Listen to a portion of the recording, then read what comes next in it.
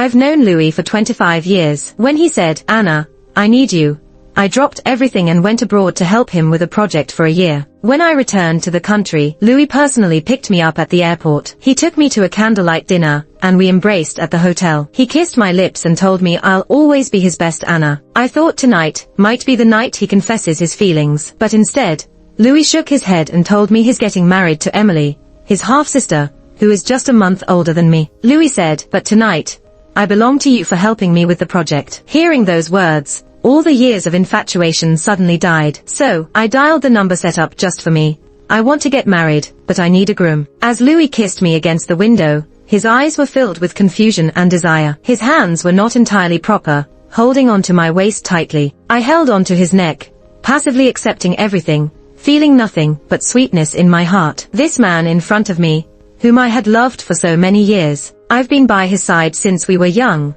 hoping that one day he would see me beside him. Finally, my wish has come true after all these years. Feeling a mixture of sweetness in my heart, I reached for the phone on the table, capturing our intertwined hands in a photo. When he heard a noise, he stopped kissing me. I chuckled and showed him the photo on my phone. "After all these years, I finally have a boyfriend, and I need to announce it to the world." As I was about to post the photo on social media, Louie took the phone from me, placed it on the table, and continued to kiss my ear. "Why don't you want it public?" I felt a bit upset, placing my hand on his chest, looking at him stubbornly. He paused the kiss, leaning on the glass with a smirk. "Make what public?" I was taken aback. "Louie, you took me to a candlelight dinner, gave me gifts, and now, what about this? Isn't this a confession? As adults, we don't always need to say everything explicitly. Through gestures, we can understand each other. Moreover, before I returned to the country, friends back home mysteriously told me Louie had talked with my father for hours, followed by rumors of marriage between our families. Louie and Anna, always together, right? So, tonight should be the confession. With that in mind, I reached for the phone on the table again. "Do you think it's not the right time to go public? If so, I can keep it private." Louie suddenly spoke, holding my hand and smiling carelessly. Looking at him, I asked, "Didn't you discuss marriage with my father? Shouldn't tonight be a confession?" Louie nodded, but his grip on my hand didn't waver. "Yes, I'm planning to marry into your family, but..." He paused,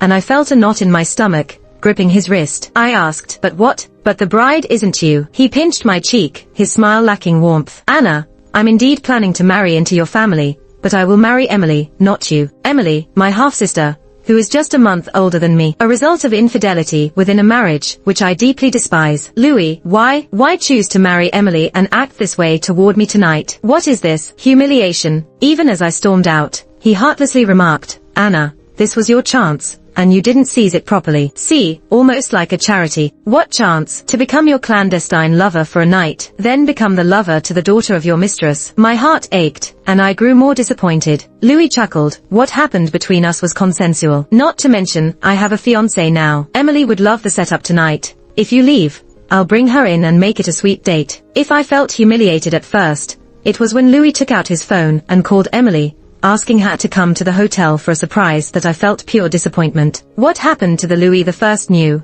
who now acts so recklessly? I cannot understand. Truly, I cannot comprehend. I had to retreat to the elevator. As the doors closed, I felt deflated, struggling even to stand properly. Feeling like all these years of affection ended with no basic respect, it felt truly pitiful. As the elevator descended, tears welled in my eyes, finally trickling down as the doors opened. Maintaining my last shred of dignity, I walked out of the hotel. When I reached the hotel's entrance, my phone suddenly beeped with a message from Peter, wishing me a happy birthday. Today was my birthday. I had rushed back to the country on this day, wanting to celebrate my birthday with Louie and hear him wish me a happy birthday. But there was no birthday wish, no cake, only humiliation. Gripping the phone, tears fell onto the screen as I read Peter's message. "During my year abroad, I met Peter due to work collaboration. He's a good person." There was a moment when I thought, if Louie had never come into my life, maybe I would have fallen for Peter. But alas, there are no ifs in this world. I surrendered to the shining young man in my youthful memories. When my family was falling apart,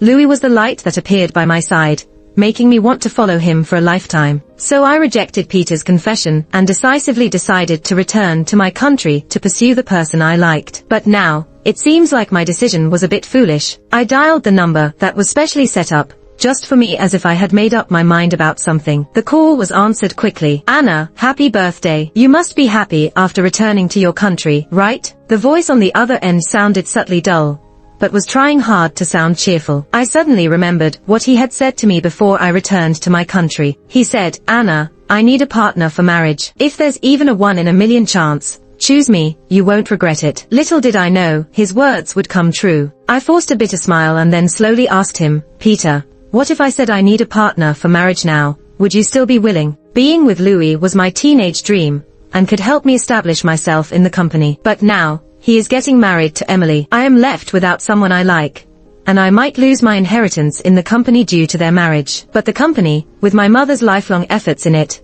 I cannot just let it go. So I also need a marriage partner who can help me. If you're willing, let's go get the marriage certificate on the 8th next month. That was a day I had planned to confess before returning to my country. It should be good for marriage. There was a moment of silence on the phone. Soon, Peter's voice came. I told you, if you need a marriage partner, I would be the best choice. So, Anna, turn around. I turned and saw Peter not far away. He was wearing a black trench coat, dragging a suitcase in one hand and holding a phone in the other. When he saw that I noticed him, he raised his phone and waved at me. Peter, why did you come back to the country? I walked quickly to him, scrutinizing him carefully. Evidently, he had just arrived after getting off the plane. Peter smiled at me.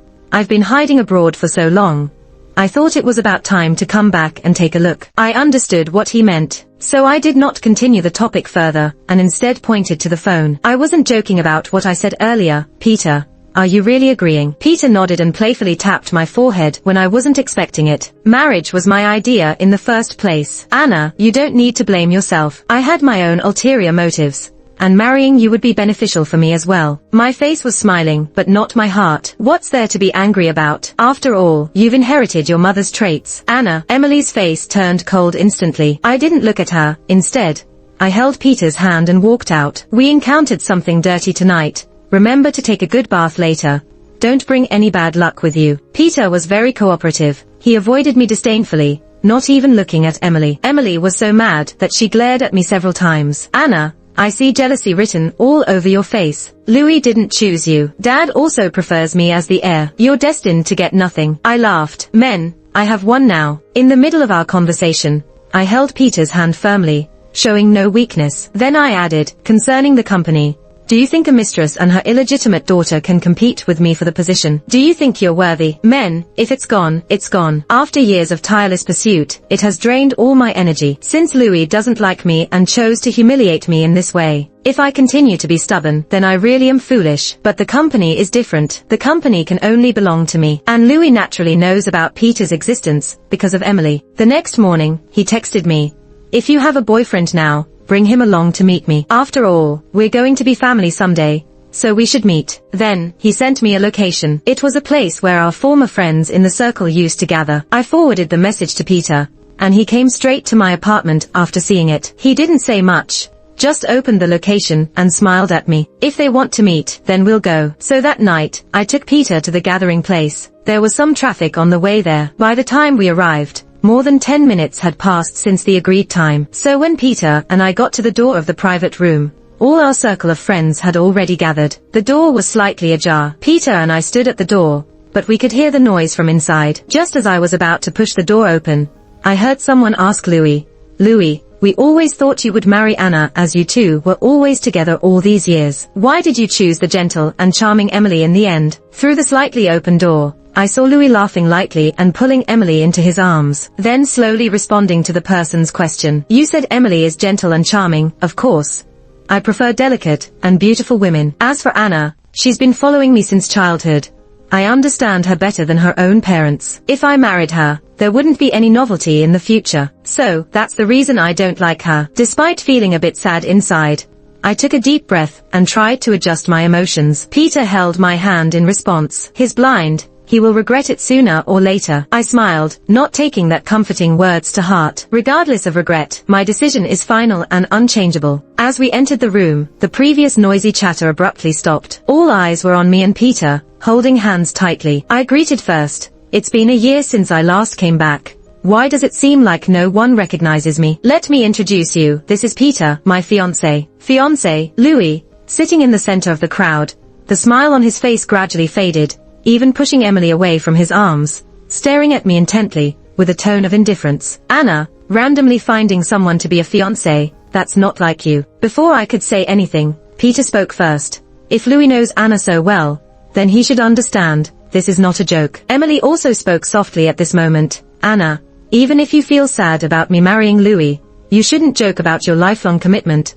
After all, you're my sister, and I care about you. Isn't it disgusting? Didn't you realize it yourself? I retorted without hesitation, her face showing a moment of discomfort. But she forced herself to maintain her image of a delicate and innocent flower. What did you say? Why can't I understand? If you can't understand, donate your ears, young ears that can't hear properly. I looked at her slightly red eyes, pausing for a moment. It's okay if your ears don't work, as long as you cry. Your tears are sharp, they come and go. Before she could respond, her tears fell as if on cue. Her initially pitiful appearance, under the backdrop of my words, seemed particularly ironic. With red-rimmed eyes, she wanted to maintain her image while avoiding defeat. Finally, I turned my gaze to Louie and tugged at his sleeve. Louie, Anna has always been like this with me. She might make things difficult for you in the future because of me. Louie's expression darkened as well, furrowing his brows, his gaze fixed on me. Anna, Emily is your biological sister. Do you have to be so aggressive? He can be with any girl in the world. I would gracefully bow out, wishing them well, but not Emily, because I genuinely dislike and resent her. So, with Louie, whom I had loved for so many years, the scale of love and hate had already tilted. Disgust is contagious, just as it can erode away that love. For that reason, compared to yesterday, I would be more calm. And because of his relationship with Emily, I didn't hesitate to retort.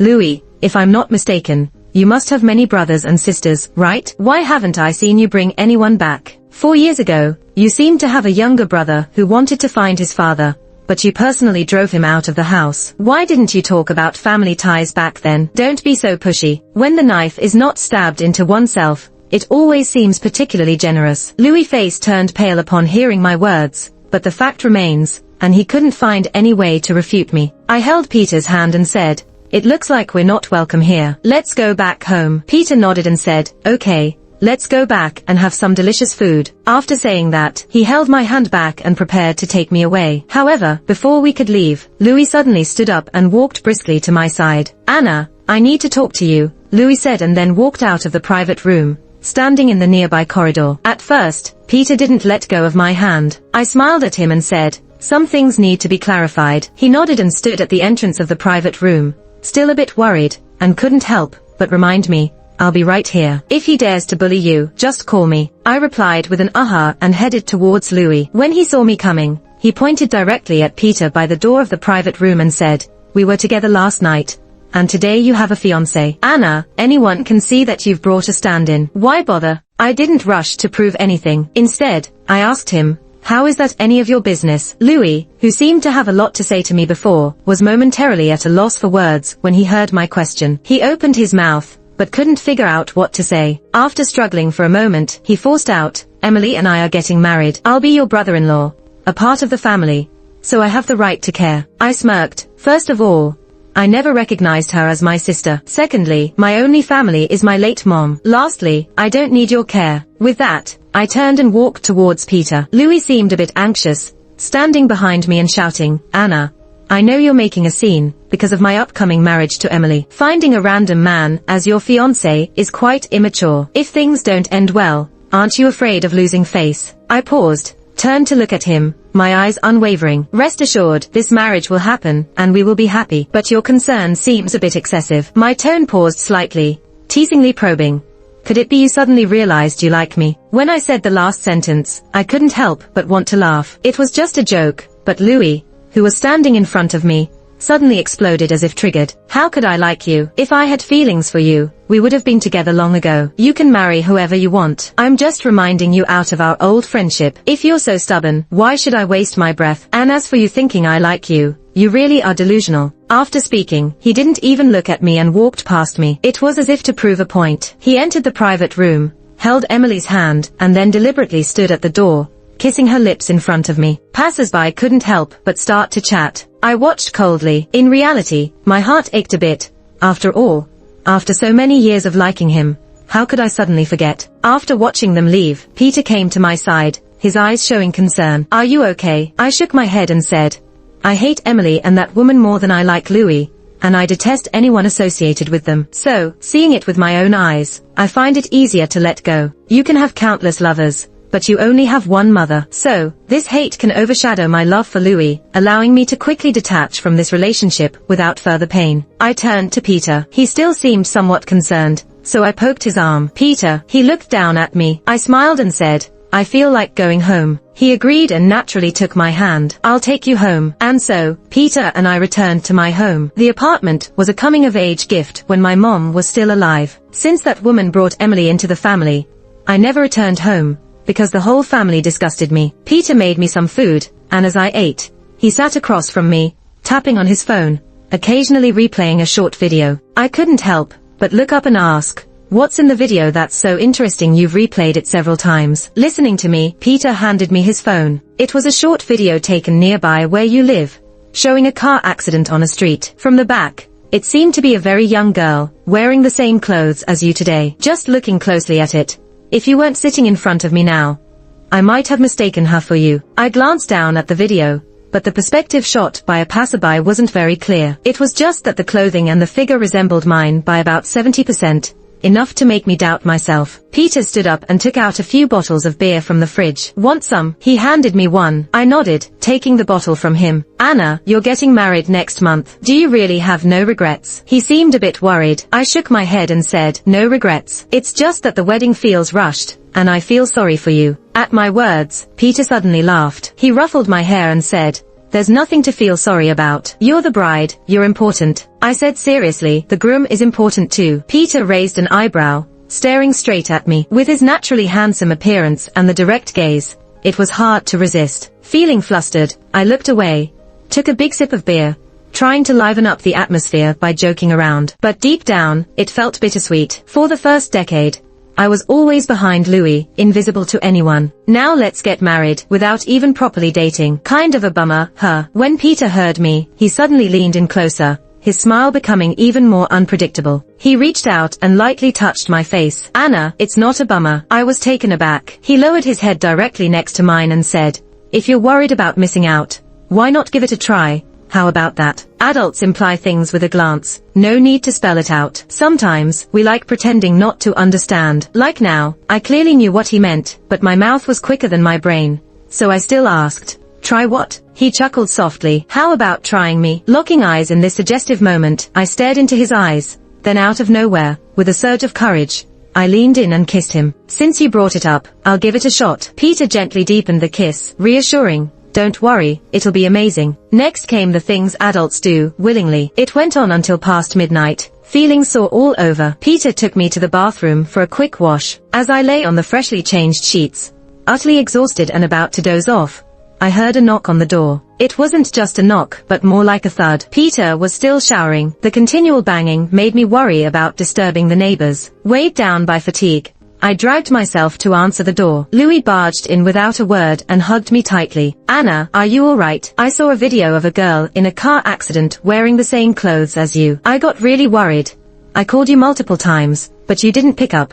So I had to come to the apartment to check on you. Thank goodness, everything's okay, right?" Before Louie could finish, Peter, in a towel, emerged from the bedroom. "Peter, you guys." Louie, looking perplexed, seemed to turn from disbelief to anger as he pointed at Peter and clenched his fists before charging forward. I knew Louie better than anyone. His current anger suggested a potential brawl that he wouldn't easily let go. So, I quickly stood between them, shielding Peter. "Louie, stop making a scene at my place." It wasn't that I doubted Peter's ability to handle it, but in the dead of night, if a fight broke out, it would definitely disturb the peace. Seeing me protect him, Louie looked a bit forlorn, attempting a smile that turned out worse than a frown. "Anna, you're defending him." I nodded, retorting without hesitation, "Well, duh. If you're going to fight my fiancé, I've got to protect him." Peter, with a smile on his face, gently held my hand and spoke kindly to Louie in the midst of his blazing anger. "Anna and I are both tired, so if you're okay, maybe you should leave for now." Despite his visibly darkening expression,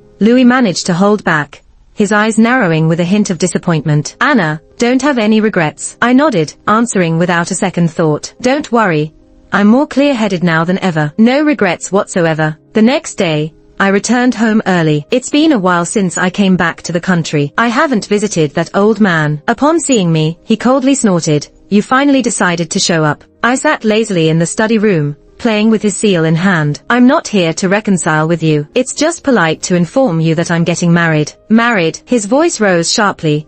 Probably learning something from Emily, he slammed the table abruptly. You have no self-control, following a man around every day. Lou, I coldly stared at him. A mistress's child is only a few months younger than a wife's child. Judging by that time frame, you started cheating less than half a year after marrying my mom. Who's the one lacking self-control? Anna. My words hit a nerve and he raised his hand to strike me. I didn't flinch, because I knew he wouldn't dare lay a hand on me. Ever since my mother passed away, I wasn't the naive, obedient child I once was, blindly following them, believing our family was happy. Instead, holding shares left by my mother, I started asserting myself in this house. Go on, hit me. Let's see if you strike me first, or if we both go down together. The current situation in the company is this. We held an equal number of shares, with some long-time employees loyal to my mother. If we really fought, no one would win, but the company would definitely suffer. If I can't have it, I'd rather destroy it than let that Emily have it, along with announcing my marriage. I hope you can think clearly about who's more suitable to inherit the company. He chuckled. Why do you think I'd support you? I pulled out a photo of me and Peter. Peter's influence rivals Louie's. Do you think I won't make a move on the company once I marry Peter? I watched as his gaze fell on the photo of Peter. Then I continued. For you, both Emily and I are your blood-related daughters, so no matter who the company goes to, it won't affect you in the slightest. But Emily and I are destined to clash. If she gets it, I will team up with Peter and destroy all the foundations you've worked so hard to build over the years. But if you give it to me, with his cooperation, I promise to take our family company to the next level. So after weighing the pros and cons, do you still hesitate? I paused and added one last sentence. You know, I'm a madwoman, capable of anything. Give it to me, everyone is happy, and the company will only get better in the future. Don't give it to me, then we'll all go down together. Watching his hard work being destroyed, or leading the company to greater heights in the hands of his blood-related daughter. He may not be a good father, but he has put in all his efforts for the company. So, after a moment of silence, he looked up at me and said, Anna, you're so confident that you can take over the company. I nodded. Trust me, half of my mother's efforts are in this. Just give it to me, and I will do everything to make it stronger. I left the study room with the satisfactory answer I wanted. Coming down from the second floor, I happened to see that woman and Emily sitting on the sofa in the lobby on the first floor, heads bowed, looking at something. Seeing me coming down, the woman immediately raised her voice. Emily, you're going to marry Louie soon. You'll be Louie's wife in the future, and your father's company will be yours, unlike some people who are wasting their efforts. I stopped in my tracks, turned around, and walked straight to them. Getting married? How coincidental. I'm also going to marry Peter. But what's even more coincidental is that this company has nothing to do with mistresses, and mistresses' daughters definitely won't have any relationship with it. As I spoke, I waved the share certificate in my hand at them. Then I picked up a water glass from the table and poured it over both of their heads in their bewildered eyes. Years have passed, and you still can't kick the habit of showing off. Aren't you disgusted? The water isn't hot, it's actually quite cold. Emily shivered and immediately stood up, pointing at me. Anna, what do you mean? For so many years, you can't stop mentioning mistresses and their daughters trying to climb up. Are you just angry on behalf of your dead mother? But what can you do? She was weak, it's her fate. I raised my hand and slapped her without thinking. You dare mention my mother? The woman quickly shielded Emily with her hand, glaring at me fiercely as well. Anna, I am your elder after all. Elder? I laughed. What kind of elder? A shameless mistress who climbed into my dad's bed. Can you still be called an elder? Of course, the lady upstairs wasn't a good person either. Seeing her made one both angry and disgusted, but she was definitely more scheming than Emily. She stared at me. You just said the company has nothing to do with my daughter. What do you mean? Both you and Emily are his daughters. Emily is obviously more favored by him. How can she not inherit the company? I pointed upstairs to the study. You can go ask him about this yourself. Just remember to control your emotions. After all, relying on your looks to rise.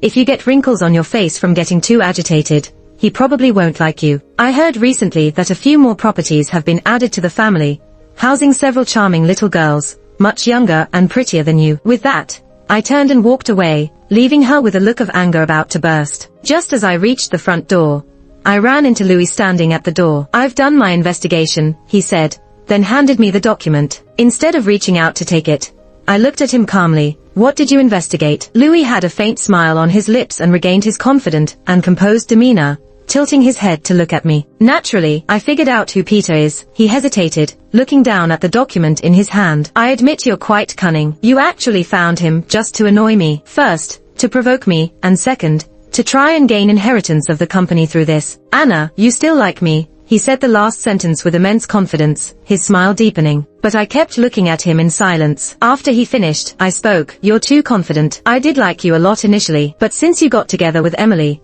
that liking started to fade bit by bit. Without the halo of love, many things you did made me extremely disgusted and repulsed. If we talk about liking someone, Peter's face came to my mind. What he said was indeed true. Marrying him is not a loss. Perhaps my expression was too serious, making the once confident Louie find it difficult to maintain his smile. Anna, how can you not like me after so many years of liking me? Was it really all just gone? I looked into his eyes without flinching. Because you're not worth it. He pressed on. Just not worth it. I sneered. Louie, what exactly are you trying to do? Back then, I followed you, and you never responded to me. I went abroad, because of a word from you, only for you to humiliate me with Emily. Now, I really don't like you. Yet here you are, like gum, forcing me to admit I like you. Are you suddenly realizing you've fallen for me? How is that possible? Louie's face suddenly changed, refuting without thinking. I nodded. That's for the best. After all, in the eyes of others, no matter what happens in the future, we'll still be brother and sister-in-law. It's better to keep up appearances. With that, I turned and walked out. Louie seemed like he wanted to call my name, but at the corner, Peter had arrived with an umbrella and immediately held my hand, protecting me in his embrace. I'm here to pick up my fiancé. You must be here to find your fiancé too, right? In the private room, Louie and a group of industry friends were drinking. He sat on the sofa, holding a glass of wine, and kept drinking one glass after another. It seems like someone noticed something unusual about him. One tall and skinny guy put down his drink and sat next to Louie, asking, Louie, why are you drinking alone? Could it be that you're having second thoughts about getting married and leaving the single life behind? As one person spoke up, others began to tease as well. Looking at Louie, he didn't seem like he was thinking about just anyone. Thinking about who? Who else could it be? Of course, it's the soon-to-be bride, Anna, they joked. Despite their teasing, Louie didn't show a hint of a smile. Instead, he put down his drink heavily and reached out to grab the nearest person, asking seriously, do you think Anna still likes me? Suddenly bringing up Anna, the lively room fell silent in an instant. Someone chuckled dryly. Louise, didn't you say yourself that you were too familiar with Anna and could never like her? Another commented, yeah, you don't like her anymore. She's about to get married now, looking pretty carefree. That guy Peter by her side, we know him too. Looks like they are in a good relationship. She probably doesn't like you anymore. Being from the same social circle, they understood certain things very well. So, one of them spoke up boldly. Louise, why are you so concerned about Anna now? Could it be that you've seen her with another guy and suddenly found yourself liking her? How could I like Anna? Retorted Louie without even thinking. But he reached out to touch his heart beating fast, unable to explain why he refuted so quickly, almost like he was avoiding something. Really don't like her? Asked someone. Louise, that girl has been following you since childhood. We, as bystanders, have seen it all these years. You treat her differently. If it weren't for you suddenly announcing your engagement to Emily, we all thought you and Anna were meant to be together, another added. Upon hearing this, Louie fell silent, staring at his drink in front of him, lost in thought. Over the years, he had always been more patient and gentle with Anna than with other girls, but he had grown accustomed to her always being by his side. Sometimes, familiarity made people overlook. Louie touched his chest again. There was a fast heartbeat, especially when mentioning Anna's name, an abnormal beating. Did he really like Anna? Louie wasn't comfortable with this realization. He had known Anna since childhood and knew her better than anyone else. He always assumed she would always be by his side, so he never tried to maintain that special relationship. Emily, on the other hand, he met by chance after Anna left. A girl who cried easily, she brought a different feeling to him. Anna didn't like to cry. She preferred to bear things on her own. Even when sad, she pretended to be a little son, needing no one's shoulder. But Emily was different. Soft and teary-eyed, she looked at him with such intensity that melted his heart. That's why he thought he liked Emily. The night Anna returned to her country, he was actually happy. He had carefully arranged the whole evening's date,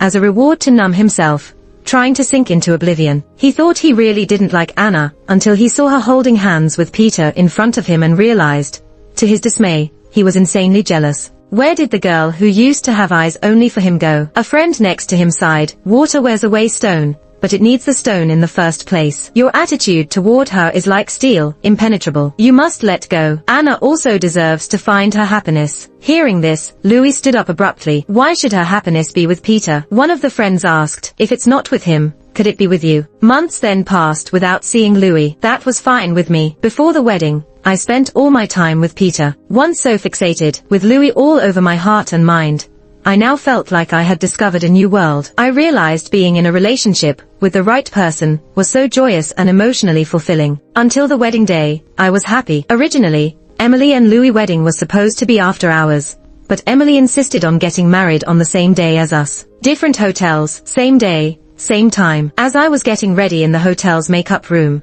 she texted me, all of Dad's relatives are here with me, and at the ceremony later, my father will walk me down the aisle to my groom. As for you, Anna, you are bound to lose against me. I looked at the message, taking a screenshot, and then forwarded that image to her. Giving up. Do you think it would be amusing if I spent some money to display this picture on the big screen at your wedding later? Just 2 sentences and a picture. Over there, it fell completely silent. Wanting face and victory, it wasn't going to be an easy task. The time had come. I put down my phone, following the rehearsed steps, and entered alone. What if there wasn't a father walking me in, giving me away? I could walk this path alone, just fine. And Peter, standing not too far away, was making his way towards me. Just as we were about to run towards each other, the gate that had been closed suddenly swung open. Louie, dressed in a suit with a groom's boutonniere, rushed towards me, panting. In front of everyone, he came straight to me. Anna, he looked at me with an unmasked sincerity. I realized why I didn't answer when you asked me if I liked you twice. It's because I didn't want to admit that all these years,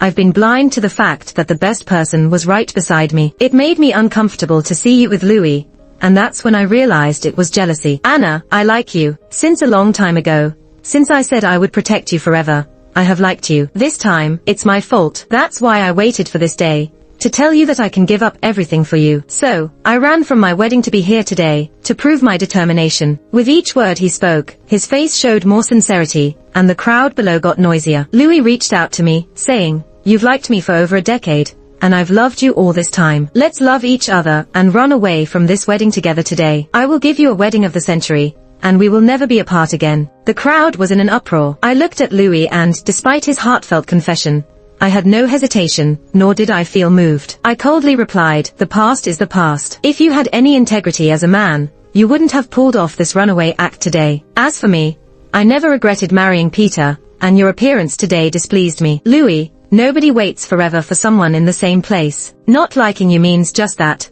not liking you. Starting from the moment you said you were going to marry Emily. It's a dead end between us. The wedding proceeded smoothly in the end. Peter had security remove Louie, who refused to leave. We exchanged rings and vowed never to disappoint each other. Peter and I became a true couple, not just a business alliance, but soulmates. We would be happy in the future. Meanwhile, at Louie's own wedding, he chose to run away, causing a scene. Emily cried and demanded he take responsibility. Louie not only refused to take responsibility, but also announced he was calling off the marriage entirely, locking himself up at home, drowning in alcohol. Emily, angered, confronted him. In a heated argument, they ended up falling on a floor littered with shattered glass bottles, and both were rushed to the hospital. At the same time, Peter and I took over our respective family businesses. I cut unnecessary expenses swiftly, leading to Emily needing a plan for plastic surgery, but lacking funds due to frozen accounts. When my father questioned my treatment of Emily and the situation with the woman, I, along with Peter,